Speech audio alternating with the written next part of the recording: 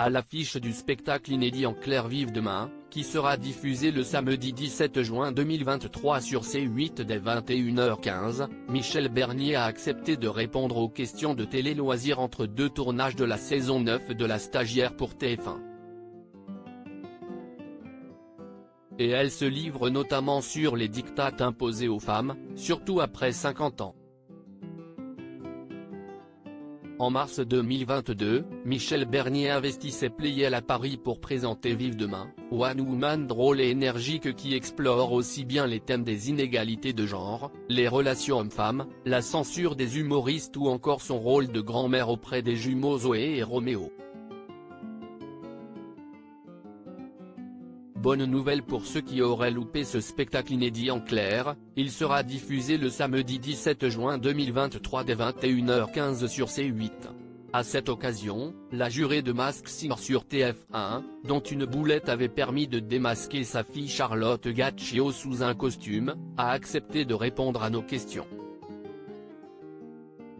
À 18 ans, on a du mal à réaliser qu'un jour on vieillit. Télé Loisirs, expliquez-nous le titre de votre spectacle. Michel Bernier, on le voulait optimiste par les temps qui courent. Allez, il faut croire à demain et arrêter de se lamenter. C'était un cri d'espoir. Comment voyez-vous demain, justement, vous qui êtes devenu grand-mère en 2017? Si est-il devenu encore plus évident pour moi d'appeler la jeunesse à se battre, même si est-il rien n'est simple. Pour tous ces petits bébés, je n'ai pas envie de vivre dans la noirceur. Par tous les temps, dans le monde, on a continué d'avancer et j'ai envie de faire confiance à l'intelligence humaine.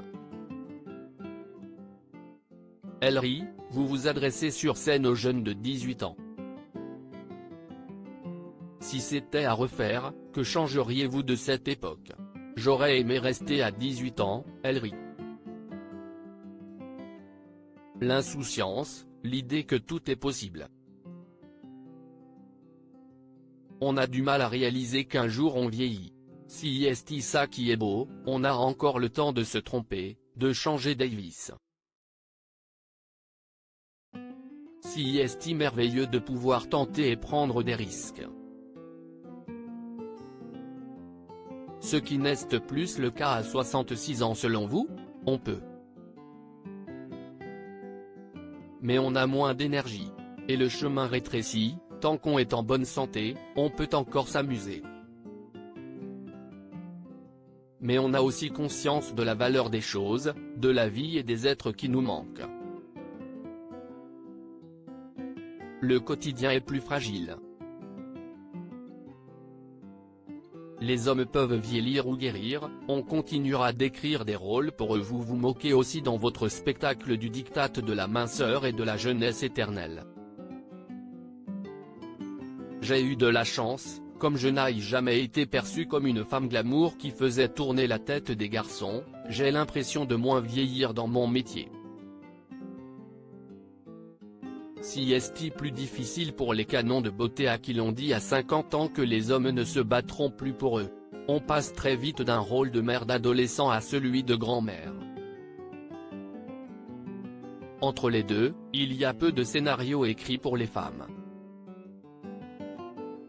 Alors que, en ce qui concerne les hommes, on s'en fout. Ils peuvent vieillir et grossir, on écrit toujours pour eux. Un manque de représentation dû à l'industrie des séries et du cinéma, donc, et aux créateurs et scénaristes qui restent très coincés dans les rôles d'il y a 40 ans, même s'ils pensent écrire des choses très modernes.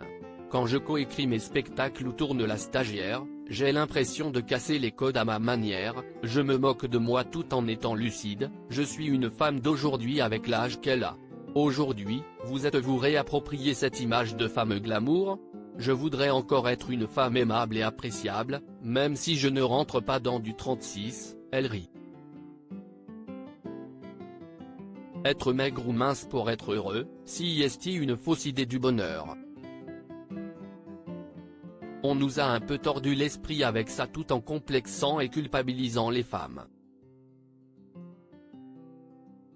Peut-être aussi une fausse idée du désir? Oui. je n'ai jamais eu de problème pour séduire les hommes.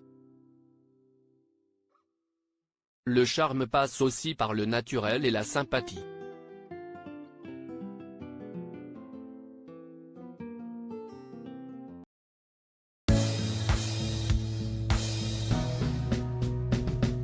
But there's all times through the rough times I think